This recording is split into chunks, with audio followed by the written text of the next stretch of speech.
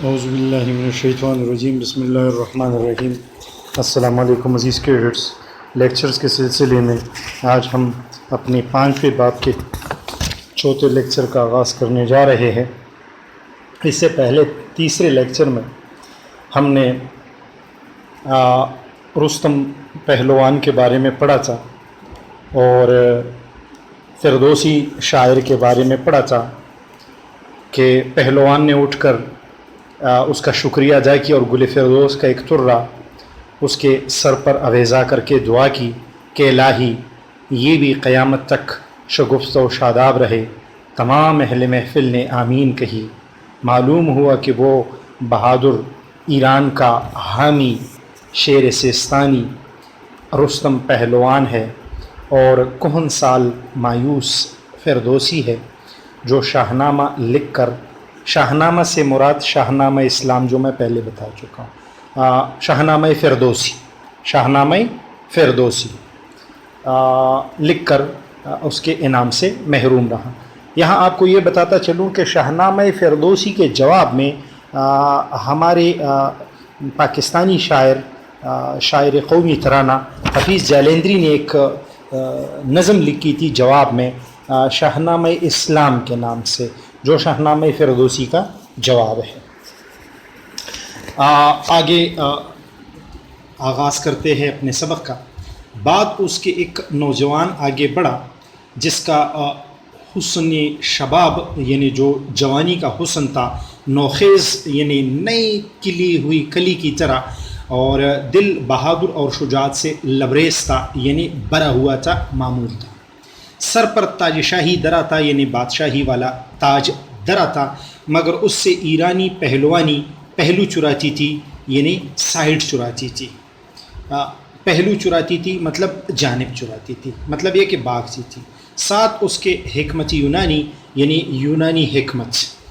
سر پر چھتر لگائے، چھتر اس میں مکبر ہے چھتری کا یعنی بڑی چھتری، چھتر لگائے تھی۔ میں نے لوگوں سے پوچھا، مصنف کہہ رہے ہیں، میں نے لوگوں سے پوچھا مگر سب اسے دیکھ کر ایسے ماہ ہو گئے، ایسے غرق ہو گئے، ایسے مستغرق ہو گئے کہ کسی نے جواب نہ دیا۔ سب سے مورخ اور محقق یعنی سب سے پہلے مورخ اور محقق تحقیق جان جو تھے اس کو لینے بڑے یعنی آگے، مگر سب ناواقف تھے، کسی کو بھی پتہ نہیں تھا کہ یہ کون ہے، نا آشنا تھے۔ وہ اس تخت کی طرف چلے جو کہانیوں اور افسانوں کے ناموروں یعنی نام رکھنے والوں کے لیے تیار ہوا تھا، جو کہانی اور عام طور پر قصے کہانی والوں کے لیے مشہور تھا۔ چنانچہ ایک شخص جس کی وضع یعنی شکل، صورت اور لباس یعنی جامہ سب سے علیحدہ تھا، ایک انبوہ کثیر کو یعنی بہت بڑی رش کو چیر کر یعنی پاڑ کر نکلا۔ وہ کوئی یونانی مورخ تھا، تاریخ دان تھا۔ اس نے اس کا ہاتھ پکڑا، اس شخص کا جس سے سارے لوگ ناواقف تھے، اور اندر لے جا کر سب سے پہلی کرسی پر بٹھا دیا، سب سے پہلی کرسی پر جو کہانی اور افسانوں کے ناموروں کے لیے تیار ہوا تھا۔ وہ فرشتہ رحمت نے یعنی رحمت کے فرشتے نے میرے کان میں کہا کہ تم اس گوشے میں یعنی کونے میں آ جاؤ تاکہ تمہاری نظر سب پر پڑے مگر تمہیں کوئی نہ دیکھے، اور تمہاری نظر سب پر پڑے۔ یہ سکندر یونانی تھا، یونان کا سکندر، جس کو انگریزی میں الیگزینڈر دی گریٹ کہتے ہیں، جس کے کارنامے لوگوں نے کہانی اور افسانے بنا دیے۔ یہ 353 قبل مسیح میں پیدا ہوا تھا اور 323 قبل مسیح میں اس نے وفات پائی تھی۔ بابل عراق کا جو شہر ہے بابل، وہاں پہ اس کے پیچھے ایک بادشاہ آیا۔ کس کے یعنی مطلب سکندر اعظم کے پیچھے ایک بادشاہ آیا کہ سر پر کلاه کیانی، کلاه پگڑی کو کہتے ہیں، اور کیانی سے مطلب وہی کیانی خاندان، ایران کا جو مشہور خاندان ہے، اس سے پہلے ہم پڑھ چکے۔ سر پر کلاه کیانی اور اس پر دربشی کاویانی جھومتا تھا۔ دربشی کاویانی میں بتا چکا ہوں پہلے کہ دربش جھنڈے کو کہتے ہیں، اور کاویانی کاویا لوہار جو اس میں ایران کے ایک مشہور فارس کا ایک مشہور لوہار گزرا ہے، ان کا بنایا ہوا ایک جھنڈا جو دربشی کاویانی کہلا۔ جھومتا تھا مگر بھریرا یعنی جھنڈا علم کا پارا پارا ہو رہا تھا، اس کا جو کپڑا تھا وہ پارا پارا ہو رہا تھا، مطلب یہ کہ ہوا سے تیز ہل رہا تھا، ٹکڑے ٹکڑے ہو رہا تھا.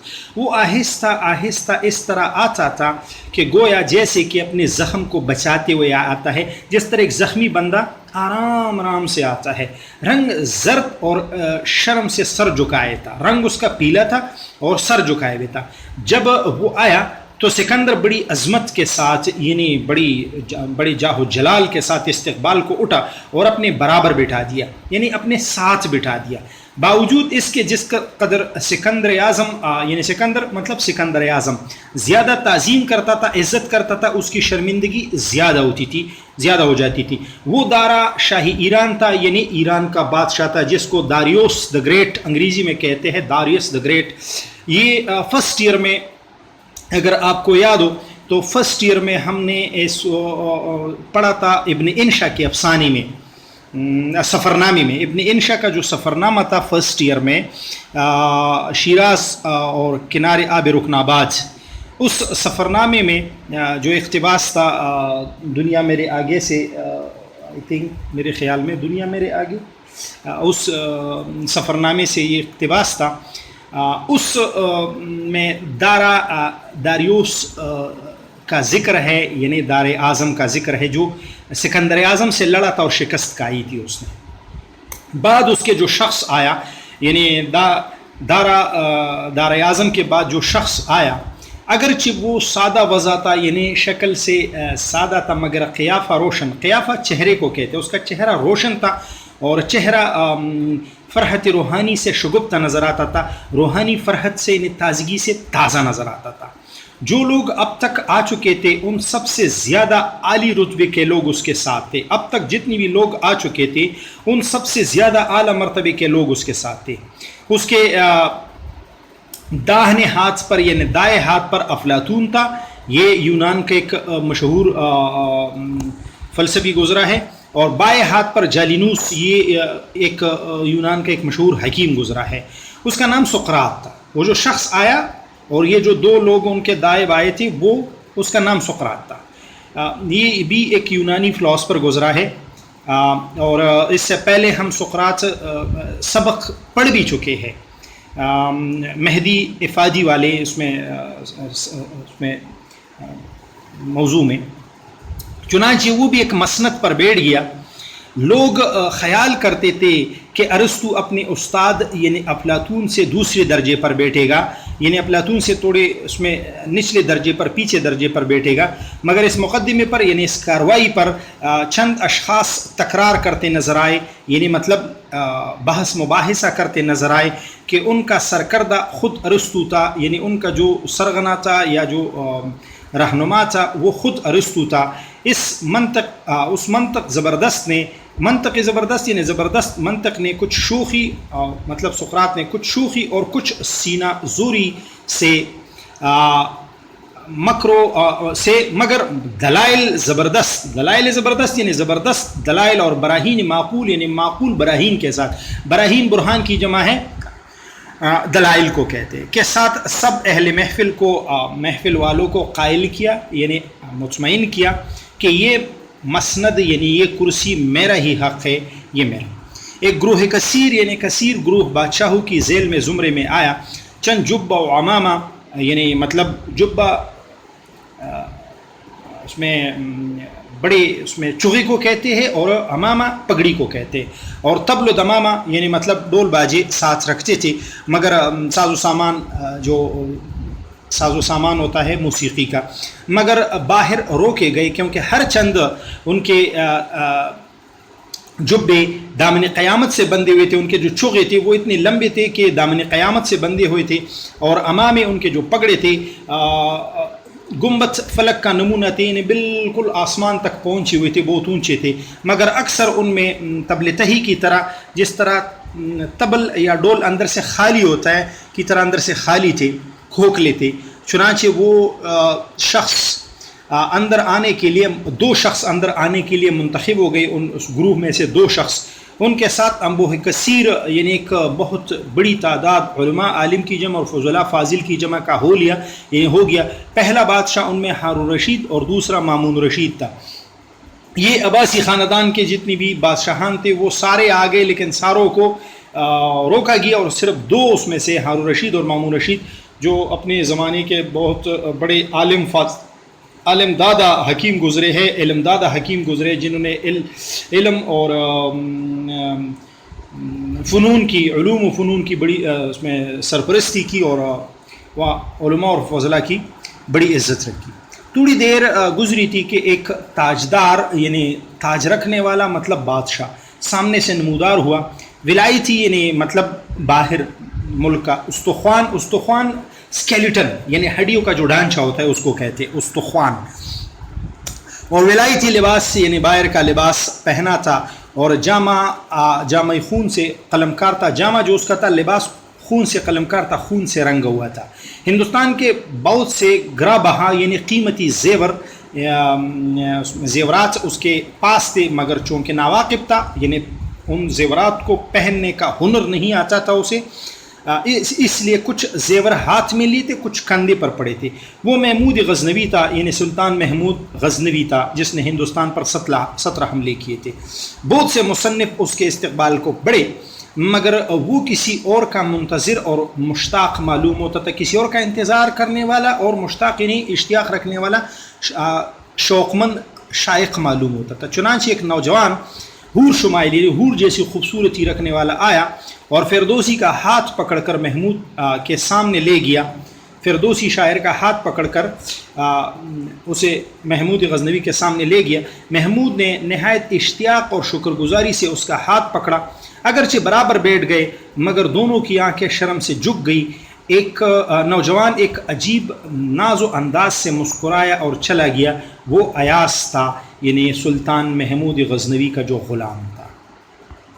اسی عرصے میں ایک اور شخص آیا کہ لباس اہل اسلام کا رکھتا تھا یعنی اسلام والوں کا رکھتا تھا، مگر چال ڈال اس کی جو چال چلن تھی یونانیوں سے ملتا جلتا تھا. اس کی شکل جو تھی چال ڈال وہ یونانیوں سے ملتی جلتی.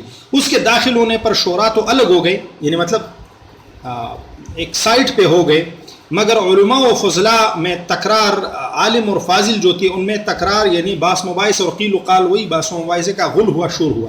اس سینے زور نے یعنی مطلب زوراور نے سب کو پیچھے چھوڑا اور ارسطو کے مقابل ایک کرسی بچھی تھی اس پر آ کر بیٹھ گیا. وہ ابو علی سینا تھا یعنی حکیم ابو علی سینا، طب کے بہت بڑے اس میں طبیب گزرے ہیں، بہت بڑے طبیب گزرے ہیں. ایک انبوہ کثیر یعنی بہت بڑی رش ایرانی تورانی، ایران اور توران سے مطلب ترکستان، تورانی لوگوں کا دیکھا کہ سب معقول یعنی عقل مند اور خوش وضع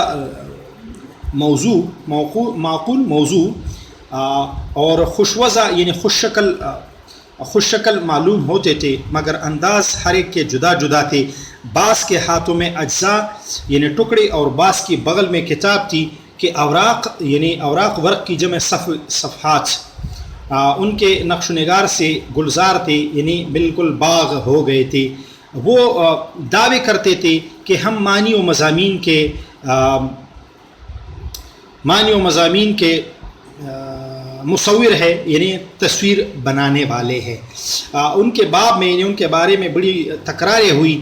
آخر یہ جواب دیا کہ تم مصور بے شک یعنی تصویر بنانے والے بے شک اچھے، مگر بے اصل یعنی بغیر اصل کے یعنی غیر حقیقی اور غیر حقیقی اشیاء کے مصور ہو یعنی خیالی چیزوں کے مصور ہو. تمہاری تصویروں میں اصلیت اور واقعیت کا یعنی واقع ہونے کا رنگ نہیں، البتہ انتخاب ہو سکتا ہے. یہ لوگ فارسی زبان کے شاعر تھے. چنانچہ انوری فارسی زبان کے بہت مشہور شاعر گزرے ہیں. خاقانی یہ بھی فارسی زبان کے بہت مشہور شاعر گزرے ہیں. ظہیر فاریانی یہ بھی بہت مشہور شاعر گزرے ہیں فارسی زبان کے. وغیرہ چند اشخاص منتخب ہو گئے یعنی ان میں سے یہ جو شعراء تھے وہ منتخب ہو گئے، ہو کر اندر آئے، باقی سب نکالے گئے، باقی سب کو جانے دیا. اسی عرصے میں چنگیز خان آیا، منگول خاندان کا بانی اسے ہم کہتے ہیں. اس کے لیے گو یعنی گرچہ علماء اور شعراء میں سے کوئی آگے نہ بڑھا، بلکہ جب اندر آئے تو خاندانی بادشاہوں نے چشم حقارت، جو خاندانی بادشاہ تھے انہوں نے چشم حقارت یعنی حقارت کی نظر سے، کمتر نظر سے دیکھ کر تبسم کیے، مسکرائے. البتہ مورخوں کے گروہ نے بڑی دھوم دھام کی، یعنی بڑی شان و شوکت دکھائی جب کسی کی زبان سے نسب نامے کا لفظ نکلا، نسب نامے کا یعنی خاندان کا لفظ نکلا، تو اس نے فوراً شمشیر جواہردار صنعت کے طور پر شمشیر تلوار کو کہتے اور جواہردار یعنی جوہر رکھنے والے، جس پر موتی ٹانکے ہیرے ٹانکے ہو، اس تلوار کو صنعت کے طور پر پیش کی، ثبوت کے طور پر پیش کی، جس پر خونی حرفوں سے لکھا تھا، یعنی خونی اس میں حرف سے لکھا تھا سلطنت میں میراث نہیں چلتی، یعنی سلطنت میں میراث نہیں چلتی بلکہ اس میں طاقت چلتی ہے. علماء نے غل مچایا، شور مچایا کہ جس کے کپڑوں سے لہو کی بو آئے، خون کی بو آئی، وہ قصاب یعنی قصائی ہے، ظالم ہے. بادشاہوں میں اس کا کام نہیں، یعنی ایسے شخص کا بادشاہوں میں کام نہیں. شعراء نے کہا کہ جس تصویر کے رنگ میں ہمارے قلم یا مصوران تصانیف یعنی کتابوں کے جو مصوران ہوتے ہیں، بنانے والے لکھنے والے ہوتے ہیں، کہ تحریر نے رنگ بقا یعنی ہمیشہ کا رنگ نہ ڈالا ہو، یعنی اس کو زندہ جاوید نہ کیا ہو، اسے اس دربار میں نہ آنے دیں گے. اس بات پر اس نے بھی تأمل کیا، یعنی مطلب ایک لمحے کے لیے رک گئے اور متاسف معلوم ہوتا تھا، یعنی مطلب افسوس کرنے والا معلوم ہوتا تھا کہ کاش میں نے ایسا کیوں نہیں کیا. اس وقت حاطب نے یعنی آواز دینے والے نے، حاطب کے لفظی معنی ہے آواز دینے والا، حاطب نے آواز دی کہ اے چنگیز، جس طرح ملک و شمشیر یعنی ملک کے لیے اور شمشیر یعنی تلوار کے جوش کو قوم کے خون میں حرکت دی، تو نے آگے بڑھایا. اگر علوم و فنون کا بھی خیال کرتا، اگر تو علم اور فن کا بھی خیال کرتا، تو آج قومی ہمدردی کی بدولت ایسی ناکامی نہ اٹھاتا، یعنی آپ کو لوگ آج آپ کی ہمدردی کرتے اگر آپ علوم و فنون کی عزت کرتے، اس کا پرچار کرتے، اس کے سرپرست بنتے. اتنے میں چند مورخ آگے بڑھے، انہوں نے کچھ ورق دکھائے، کچھ صفحے دکھائے کہ ان میں تور چنگیز خان یعنی چنگیز خان کے جو قوانین ہیں وہ یعنی اس کے ملکی انتظام کے قواعد لکھے تھے، اصول لکھے تھے. اور میرے خیال میں ابھی جو پی ٹی وی پر ایک سیریل چل رہا ہے ارطغرل، اس میں بھی چوتھے 5ویں سیزن میں اسی چنگیز خان کے قوانین پر لڑائی ہو رہی ہے. جو خلاقو خان چاہتا ہے کہ وہ قانون میرے پاس آئے. یہ چوتھے یا 5ویں سیزن میں یہ دکھایا گیا. آخر قرار پایا کہ اسے دربار میں جگہ دو، مگر ان کاغذوں پر کچھ لہو کے چینٹے یعنی قطرے دو اور ایک سیاہی کا داغ لگا دو. یہاں تک ہمارا لیکچر اختتام پذیر ہوا. انشاءاللہ اس کے بعد ہم اگلا لیکچر دیں گے. یہاں تک اگر کسی کے ذہن میں کوئی شک و سوال ہو تو وہ آپ لوگ مجھ سے پوچھ سکتے ہو. مشکل الفاظ جتنی بھی ہیں وہ بعد میں اپلوڈ بھی کر دوں گا لکھ کے. یہاں تک اگر